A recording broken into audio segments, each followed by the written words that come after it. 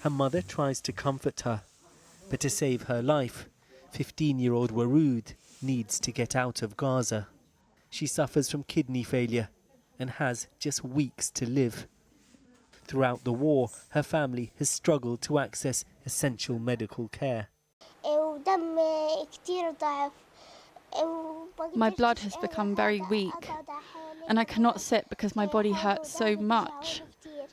In the past, I used to play, sit and do everything, but now I can't do anything. A British NGO, Children Not Numbers, has been funding Warood's treatment and trying to evacuate her, but say Israeli officials have refused permission. I only ask for treatment so I can go back to playing like I used to, so I can play with my cousins and friends. I had severe bleeding. My blood is very weak and I'm very tired. Gaza's hospitals, those that are still functioning, are full of sick and injured children. The ceasefire has brought an end, for now, to the Israeli bombs.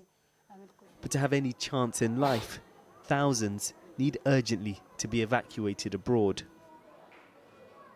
This is 3-year-old Hanan and 2-year-old Misk before the war. Sisters who loved to dress up and play. In September, an Israeli strike killed their mother and badly injured them. Both of Hanan's legs had to be amputated. Misk lost her left foot. Their aunt, now tasked with tending to their wounds, both physical and psychological. Hanan would always ask about her mother. "Where is Mama?" she would say. This was the hardest thing, because no matter how much I helped them and cared for them, I could never replace their mother. Hanan is desperate to walk again. Only 3, she can't comprehend the injustice of her loss. Sometimes Hanan secretly tries to wear shoes behind our backs. When I'm not here, she takes my daughter's shoes and tries to put them on. She knows she can't, so as soon as someone comes in the room, she hides them. The family's attempts to evacuate have been rejected 4 times by Israeli authorities, who often cite undisclosed security concerns. But everyone here is desperate to find a way out. Tomorrow, the Rafah crossing with Egypt will reopen for patients for the first time since it was seized by Israel last May. 50 injured civilians will be allowed out, but more than 12,000 need urgent care outside Gaza. And it's not clear if those who've been rejected before will now be able to leave. 8-month-old Jihad was born into war.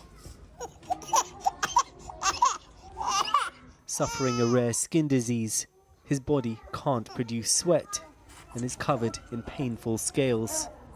Doctors say he needs to be treated abroad, but again, Israeli officials have so far refused permission.